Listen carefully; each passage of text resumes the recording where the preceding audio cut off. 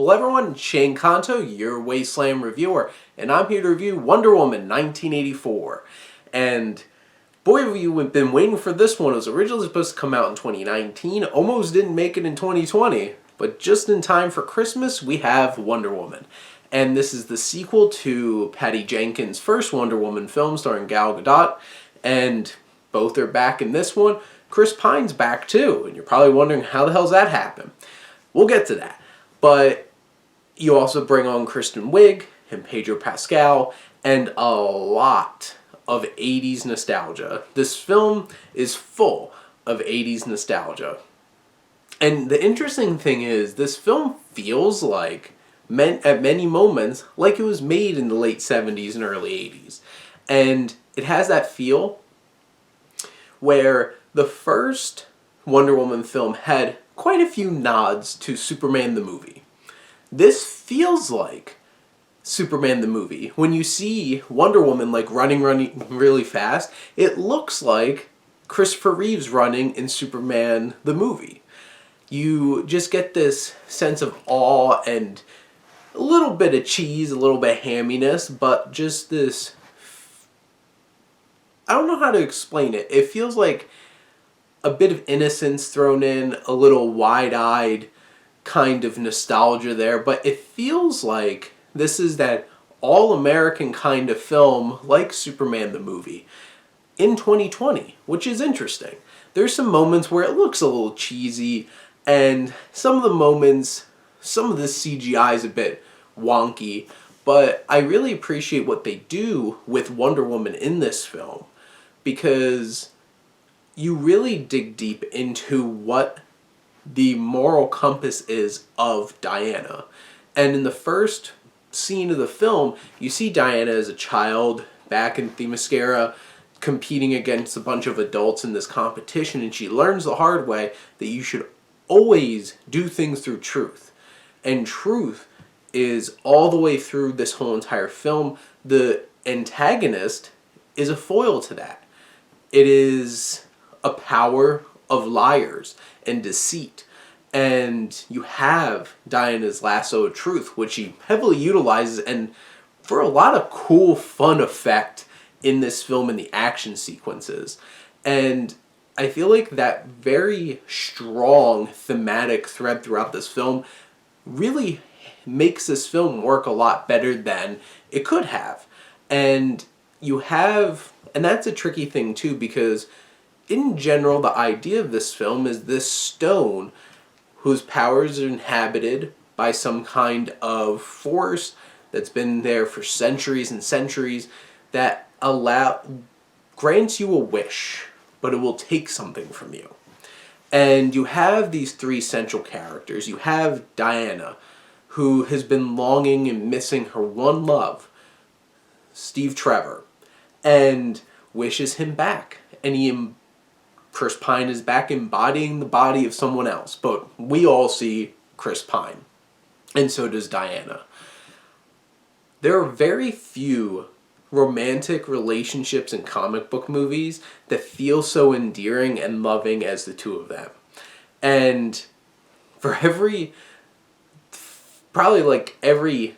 10 Thor and like Natalie Portman, Jane Foster's, you very rarely get something like this. And it's the heart and core of the film, and it really adds dramatic dimensions to Diana's struggle.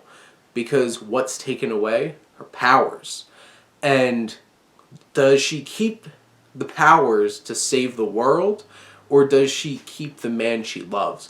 And you feel that drama in this film and that struggle. You have Kristen Wiig, who is a fantastic addition to this film, as she's a quirky, kind of oddball, kind of just forgettable woman who's this scientist who works on gems and finds this stone and is working on it, and she wants to be Diana.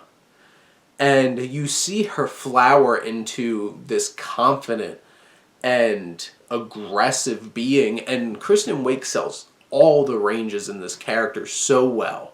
And obviously the trailers show you eventually she becomes Cheetah, which honestly, CGI is not the greatest, especially she's moving around so much. It looks blurry, doesn't feel really defined.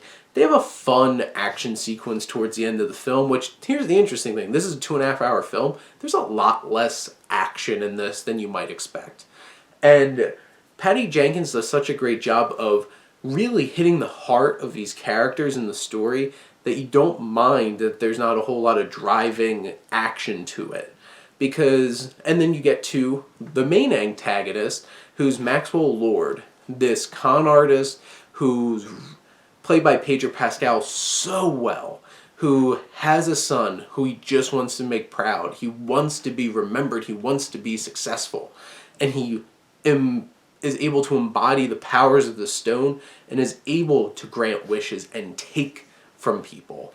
And that might not be the most cinematic, which is also why there's not a huge reliance on action in many senses with this character, but it really connects well to the themes of the film and delivers quite a moving finale to the film that I really appreciated, and it felt different from a lot of comic book movies, and I think that really worked for the film. In general, the performances and Patty Jenkins' just great direction of this film, and then the music. The music, which is a huge highlight in the first Wonder Woman. You have Hans Zimmer back doing the full soundtrack to this. He did not do the first Wonder Woman, but they used him in Junkie XL's theme for Wonder Woman. And when you finally do get that in this film, I'm like, yes! But there's a lot of different dimensions to the music in this film, and it really works. The production value, the costumes, everything feels so period specific and works so well in creating this world of 1984 that we're in. Yeah, it could be a little cheesy with some of its nods and be a little too on the nose with some of its 80s references. But in the end, this is a different kind of superhero film in the sense that it really focuses on a lot of themes over that comic book action, and I didn't mind it because it was done so well. I really loved Wonder Woman 1984, and I think it was a breath of fresh air into the genre, and I feel like it was such a great way to end 2020, because we needed it, and Wonder Woman delivered. But those are my thoughts on Wonder Woman 1984. Let me know what you think, and let's talk some movies. But thank you as always for tuning in and supporting your Wasteland reviewer.